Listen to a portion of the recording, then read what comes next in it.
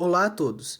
Neste vídeo iremos analisar o espectro luminoso proveniente de fontes luminosas diferentes, como as lâmpadas espectrais de nitrogênio, hidrogênio e mercúrio.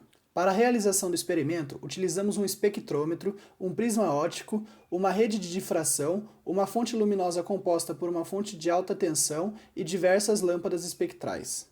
Nesse sistema, há a possibilidade de movimentação das partes e observação de diferentes intensidades na formação da imagem final, podendo, desta forma, analisar ângulos diferentes de diversas imagens.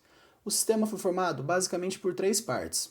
O sistema colimador, um conjunto de lentes responsáveis por colimar a luz proveniente da fenda. O elemento de dispersão. Na primeira parte do experimento, utilizamos um prisma óptico, depois uma rede de difração. E o sistema analisador, conjunto de lentes que formam imagens da fenda sobre a superfície de análise. No nosso caso, a observação da superfície da análise foi realizada visualmente por meio de uma luneta. As imagens formadas na tela são as linhas espectrais, que são diferentes para cada comprimento de onda diferentes emitidos da luz. Portanto, sua posição angular é função de seu comprimento de onda. Assim, para cada lâmpada, as linhas espectrais diferentes compõem seu espectro luminoso, específico da lâmpada. Há espectro contínuos, como a fonte de luz A da imagem, que lâmpadas incandescentes emitem, dentro de uma faixa, todos os comprimentos de onda. Já os espectros discretos, demonstrados pela fonte de luz B da imagem, são os espectros de emissão de gases, por possuir linhas espectrais definidas. Foram esses últimos que observamos nesse experimento. Começamos pela análise da lâmpada de vapor de mercúrio.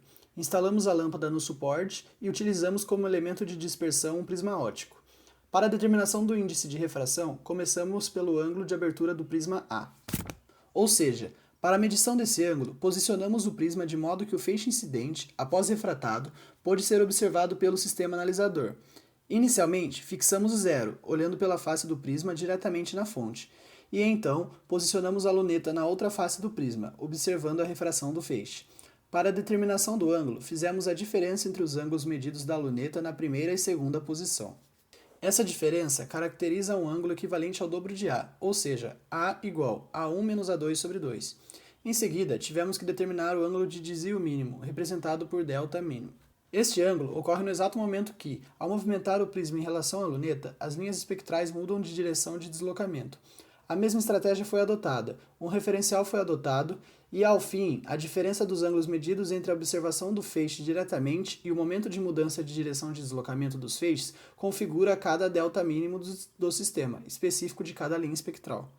Então, descobrimos os seguintes valores para cada índice de refração em função de cada comprimento de onda proveniente da fonte de luz de mercúrio, indicados na imagem. Por fim, pudemos determinar o índice de refração em função do comprimento de onda utilizando esse sistema montado no laboratório da Unicamp.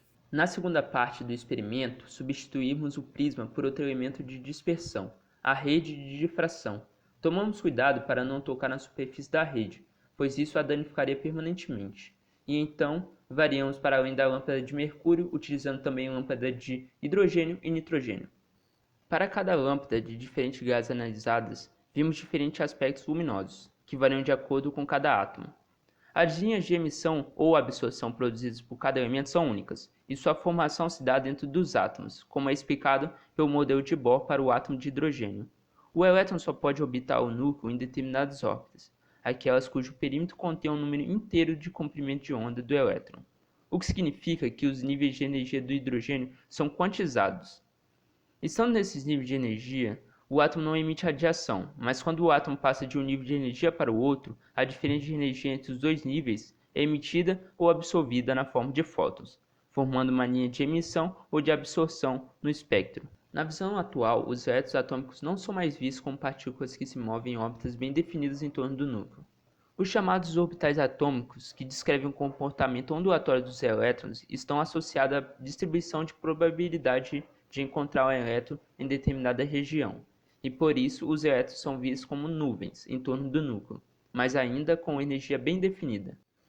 Devido à impossibilidade de termos um contato direto com as estrelas, quase todas as informações relativas às mesmas são obtidas pela análise espectral da luz que delas emana. Essas informações são obtidas direta ou indiretamente de seus espectros, principalmente suas temperaturas, densidade e composição. Por hoje é só, pessoal. Muito obrigado. Espero que tenham entendido a importância da análise do espectro luminoso e que também tenham gostado. Até a próxima.